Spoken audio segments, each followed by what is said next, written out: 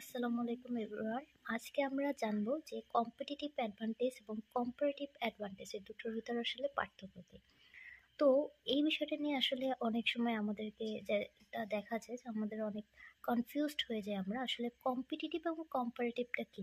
আমরা জানি যে কম্পিটিটিভ বিষয়টা হচ্ছে এটা একটা প্রতিযোগিতামূলক, এবং কম্পারেটিভ যেটা হচ্ছে সেটা হচ্ছে আমার তুলনামূলক। অর্থাৎ একটা ব্যবসার ক্ষেত্রে তাদের কম্পিটিটিভ অ্যাডভান্টেজটা হবে তাদের ইউনিক স্ট্রেংথটা, অর্থাৎ তাদের কি এমন ইউনিক শক্তি আছে যেটা তাদেরকে অন্যান্য যে প্রতিষ্ঠানগুলো আছে তাদের থেকে আলাদা করে। যেমন একটা কোম্পানির যে ব্র্যান্ড নেম থাকে সেটা কিন্তু তার আসলে কম্পিটিটিভ অ্যাডভান্টেজ।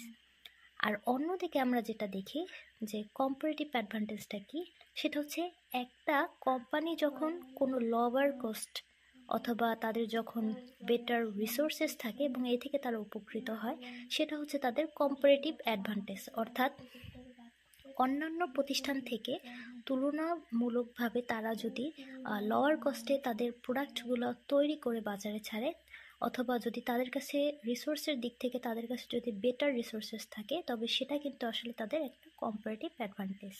অর্থাৎ কম্পিটিটিভ অ্যাডভান্টেজ আমরা তাহলে বলতে পারি যে সেটা আসলে একটা কোম্পানির ইউনিক স্ট্রেংথস, যেটা কিনা ব্র্যান্ড হতে পারে, কোনো ইনোভেশন হতে পারে বা এফিসিয়েন্সি হতে পারে।